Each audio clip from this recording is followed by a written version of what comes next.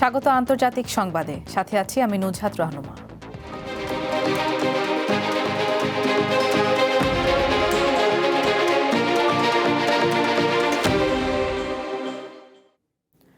ইরানে অর্থনৈতিক সংকট ও দ্রব্যমূল্যের ঊর্ধ্বগতির প্রতিবাদে চলমান বিক্ষোভ সহিংসতায় রূপ নিয়েছে। বৃহস্পতিবার দেশটির নিরাপত্তা বাহিনীর সঙ্গে বিক্ষোভকারীদের সংঘর্ষে বেশ কয়েকজন নিহত হন। ইরানের রাষ্ট্রীয় সংবাদ মাধ্যম জানায়, গত ৩ বছরের মধ্যে দেশটিতে হওয়া সবচেয়ে বড় এই বিক্ষোভে লোরেস্তান প্রদেশের একটি পুলিশ সদর দপ্তরে হামলার সময় অন্তত ৩ জন বিক্ষোভকারী নিহত হন।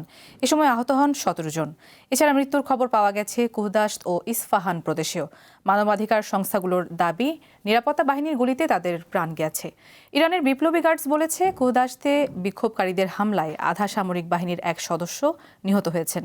গত রোববার মুদ্রার মান পড়ে যাওয়া এবং নিত্যপণ্যের দাম অস্বাভাবিক হারে বেড়ে যাওয়ার প্রতিবাদে আন্দোলন শুরু করেন ব্যবসায়ীরা। পরে এতে সাধারণ মানুষ স্বতঃস্ফূর্তভাবে অংশ নিলে বিক্ষোভ পুরো দেশে ছড়িয়ে পড়ে। কোরআন শরীফ ছুঁয়ে শপথ গ্রহণের মধ্য দিয়ে যুক্তরাষ্ট্রের নিউ ইয়র্ক সিটির মেয়র হিসেবে দায়িত্ব নিয়েছেন জোহরান মামদানি। এই নগরের ইতিহাসে প্রথমবারের মতো কোনো মেয়র কোরআনে হাত রেখে শপথ নিলেন। এই শপথকে নিউ ইয়র্ক শহরের বহুত্ববাদী ও বৈচিত্র্যপূর্ণ পরিচয়ের এক গুরুত্বপূর্ণ প্রতীক হিসেবে দেখা হচ্ছে। স্থানীয় সময় বুধবার মধ্যরাতের পর নতুন বছরের প্রথম প্রহরে নিউ ইয়র্কের ওল্ড সিটি হলের নিচের একটি পরিত্যক্ত সাবওয়ে স্টেশনে তার শপথ গ্রহণ অনুষ্ঠান হয়। এই আয়োজনে জোহরান পবিত্র কোরআনের 3টি কপি ব্যবহার করেন।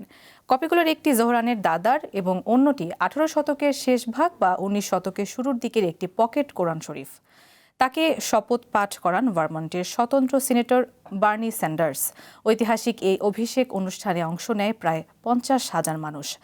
শুক্রবার নিউ ইয়র্ক সিটি হলে আয়োজিত অনুষ্ঠানে তিনি আবারও তার দাদা দাদির ব্যবহৃত কোরআন ছুঁয়ে শপথ নেবেন।